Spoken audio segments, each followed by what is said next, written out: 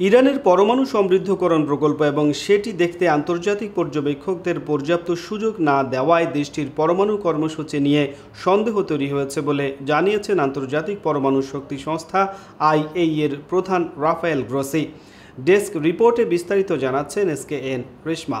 তিনি বলেন, পরমাণু বোমা তৈরির জন্য সমৃদ্ধ ইউরেনিয়াম পাওয়া থেকে কয়েক মাস নয় কয়েক সপ্তাহ দূরে আছে ইরান। তিনি বলেন, তবে এর মানে এই নয় যে ইরানের সেই সময়ের মধ্যে পারমাণবিক অস্ত্র হয়ে যাবে বা থাকবে। গ্রোসি বলেন, অস্ত্র তৈরির মধ্যে পর্যায়ের কাছাকাছি স্তরে ইউরেনিয়াম সমৃদ্ধকরণ করতে পারা সক্ষমতা আশঙ্কার কারণে হলেও কেউ সরাসরি এই সিদ্ধান্তে পৌঁছাতে পারেন না যে ইরানের এখন একটি পারমাণবিক অস্ত্র রয়েছে, কারণ একটি কার্যকরী পরমাণু অস্ত্রের জন্য অন্য অনেক কিছুর প্রয়োজন হয় বলেও জানান আইএইএ প্রধান। ইরানের দাবি তাদের পরমাণু কর্মসূচির উদ্দেশ্যে জনগণের কল্যাণ করা।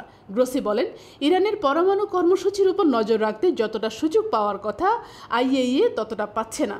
সে কারণে দেশটির পরমাণু কর্মসূচি নিয়ে আরও সন্দেহ তৈরি হচ্ছে বলে তিনি মনে করেন। তার ভাষায়, আমি আমার ইরানি প্রতিপক্ষকে সবসময় বলি যে এমন কার্যক্রম ভ্রু কুঁচকে দেয়। সবকিছু এক করলে অবশ্যই আপনার মনে অনেক প্রশ্ন জাগবে, বলেন আইএইএ প্রধান। ইরান ও ইসরায়েলের মধ্যে সাম্প্রতিক উত্তেজনার সময় পরমাণু প্রকল্পে হামলার যে বিষয়টি আলোচনায় এসেছে তার নিন্দা জানিয়েছেন গ্রোসি। তিনি বলেন, পরমাণু প্রকল্পে হামলার কথা ভাবাই যাবে না। ইরানের সঙ্গে তার সংস্থার আলোচনার উপর জোর দিয়েছেন গ্রোসি এবং এই বিষয়ে ইরানের সহায়তাও কামনা করেছেন তিনি।